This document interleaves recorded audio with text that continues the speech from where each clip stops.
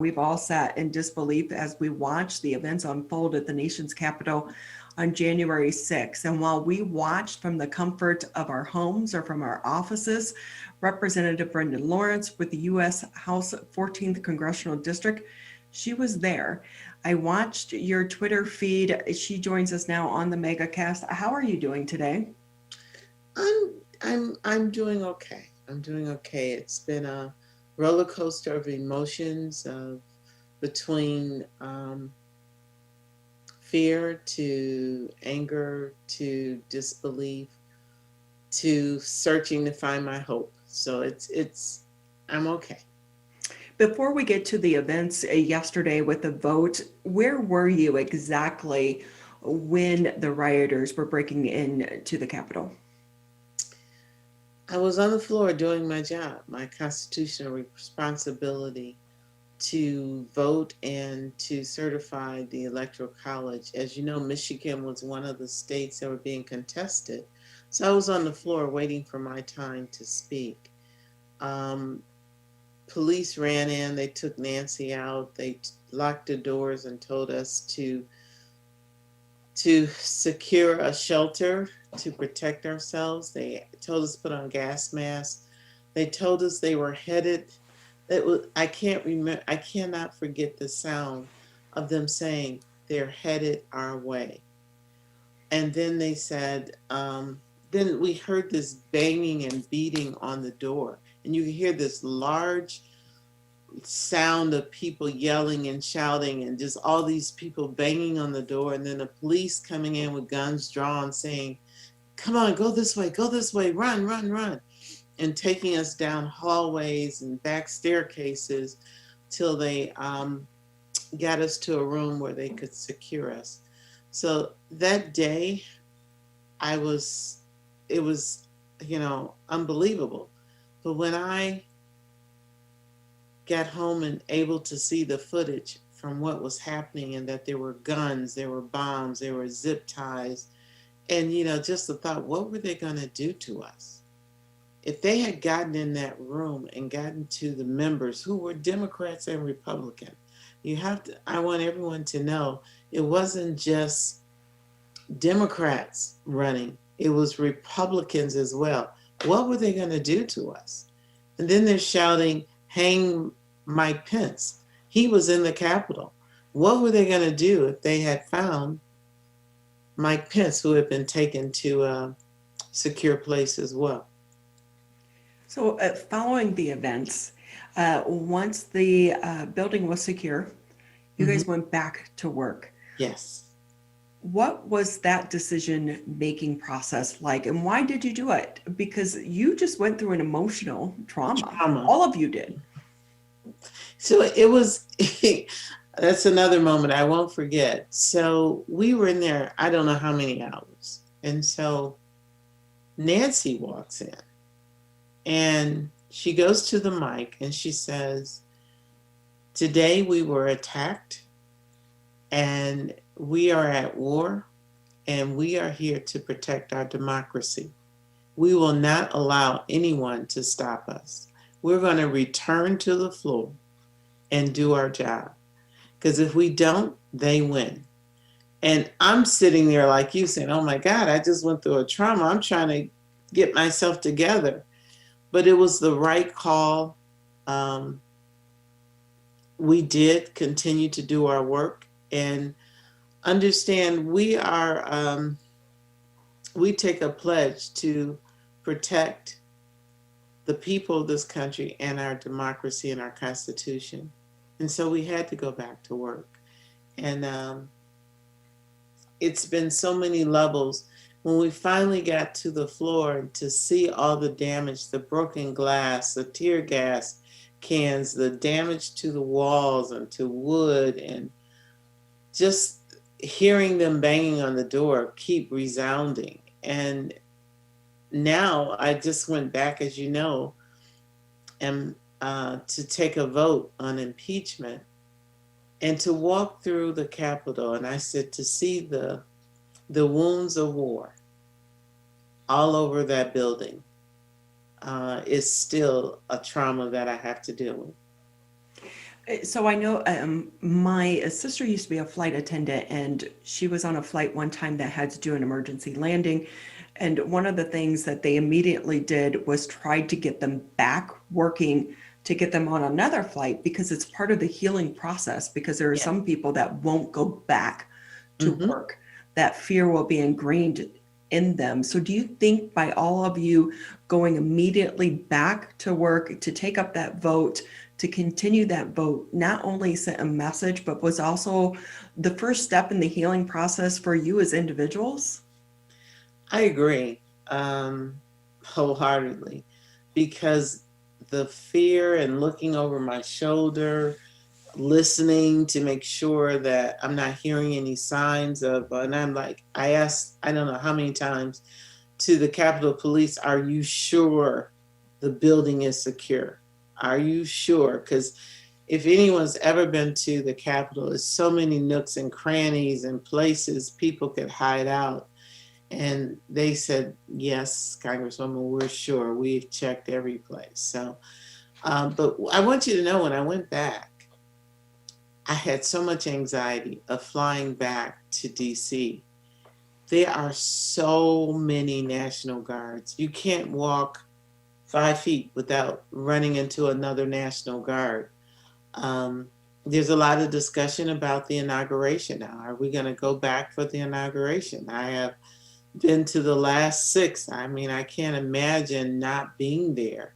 History is going to be made. A Black woman is going to be sworn in as the Vice President of the United States. But my family is very concerned about the safety of the inauguration. It's sad. It's sad. It is really sad that this is the state and where our country is right now. And with that, do you think that they should maybe do a private inauguration? And because we are still in the middle of a pandemic and a crisis as well. So, I mean, Joe Biden, who will be the next president of the United States, has been criticized for being so cautious. As you know, he did rallies, but you had to be in a car. I remember he came to town for during a campaign, and normally when you take a picture with someone, you stand next to him, and no, you had to stand 6 feet away from him. Um, so it's going to be very limited, Ronnie. It's not going to be the massive crowds that we've seen before. I normally, as a member of Congress, get over 100 tickets to invite constituents. I get one ticket, and they will be socially distanced. There is a certain part of healing too that this is real. If we were in a back room doing the inauguration, then it can say it never really happened because he's not a legitimate president. So to have a public event that can be viewed by America, the peaceful transition of power, I feel is important and part of our healing as a country. Representative Brenda Lawrence with us here on the Mega Cast. If we can bring you up to date with the events that happened yesterday, you said we cannot begin healing and unity without accountability and justice. Talk about the moment of standing in front of the podium and making your voice heard for all of the people of the state of Michigan and for the members that you represent in the 14th Congressional District. Mhm. I listened with great intent to the debate, the conversation going back and forth of why people oppose the impeachment because it's such a short period of time. And I told a few of my colleagues, I said, if you have a student, a child, and this child is an all A student, and that child takes a gun or a knife to school and attacks someone, you can't say, well, he's an all A student, so therefore you shouldn't even address this behavior. And it sounds like there's a lot of deflecting, like, what about the Black Lives Matter? If someone else beats their wife, that doesn't make you okay beating your wife. Every crime there should be accountability. And you know that overall desire of so many of us to bring this country back together, to start healing it. And to say that impeachment is going to be a reason why this country can't heal, where I feel strongly, and that's why I went to the mic. If we really want to unify this country, then accountability and justice must be consistent. It must be, if you allow some people to commit crimes, and we saw what happened, and you just turn your head, that is not a way to unify this country. Think of the thousands and thousands of people who are in prison for committing crime because our laws and our system of justice. And in this case, there may be additional charges because everyone talks about the riot. It was a deadly riot. 5 people died. 5. A police officer was murdered. And we cannot walk away from that. But to play devil's advocate here in this conversation, why didn't the Democrats stand up more this past summer when we saw so much looting and burning and rioting at our businesses across the country, but also some of our state and government buildings as well? Well, I can't speak for other members. I'm on the record saying that rioting is not protesting. Destroying property is not protesting. That's a riot, and it's wrong. And I continue to say those who did that should be held accountable and arrested for the property damage. But I want everyone to know you cannot equate protests for civil rights to a riot because I didn't win an election, and a riot that went to stop democracy from happening. A riot that went into the Capitol to disrupt the constitutional requirement of Congress. And we cannot equate them. Yeah, and we would like to point out there were a lot of peaceful protesters that were there earlier Yes, in they the day. were. Just like we've seen throughout the country all summer as well. And what's sad is messages get lost in these moments of violence as well. And with that, is the impeachment process also about ensuring that Trump does not hold office again? I feel strongly that come January 21, Donald Trump will begin campaigning again and building onto the army he's already assembled of those who feel that we are the enemy, we being Democrats or anyone that, now Republicans, anyone that does not agree with Donald Trump, they are the enemy, including the vice president. And the fear I have of that in this country is extreme. And in my view, Donald Trump has not grasped his words mean something. One of his opponents said he just didn't get that when he says something, people would do it. How can you not? And you're the president of the United States. And after 4 years, you haven't grasped that? You should not be the president of the United States. And in addition to that, the people have spoken.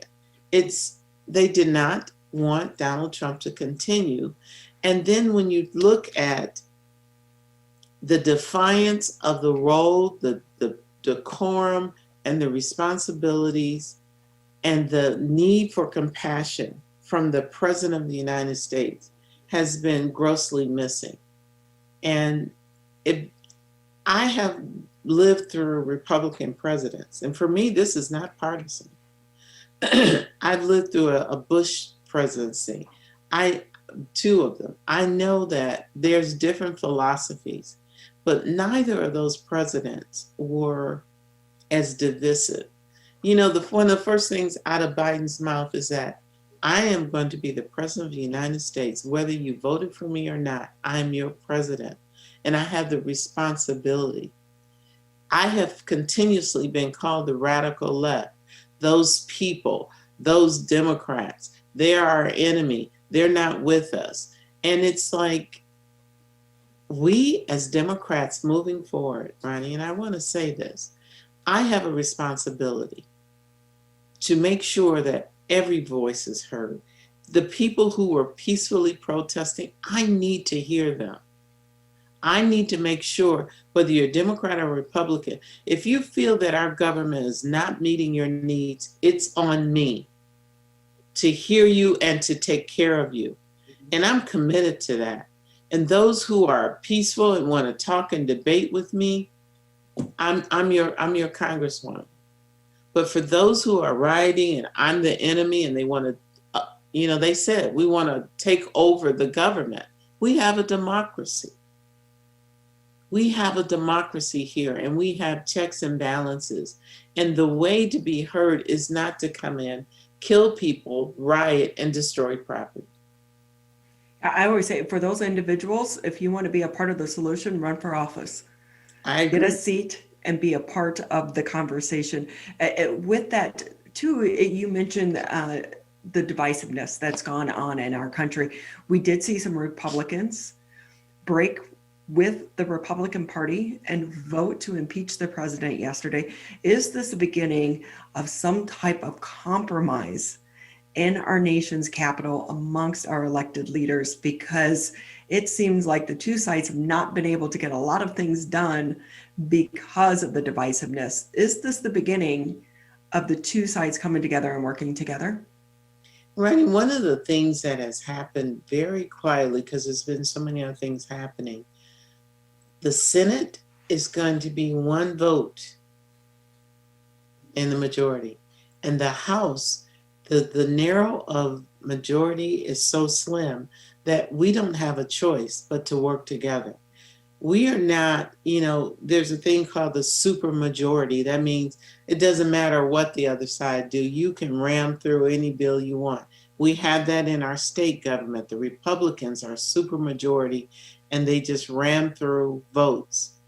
We are in a position where we must work together. And I'm okay with that. I'm okay with walking across the aisle and say, can you support this bill? If not, what do we need to do so that you can support it? Do you agree? And that's something that I did before, but I didn't have to.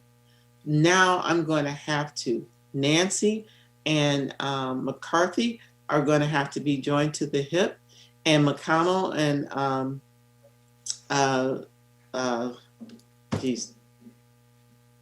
the majority leader in the Senate, they're now going to have to work together.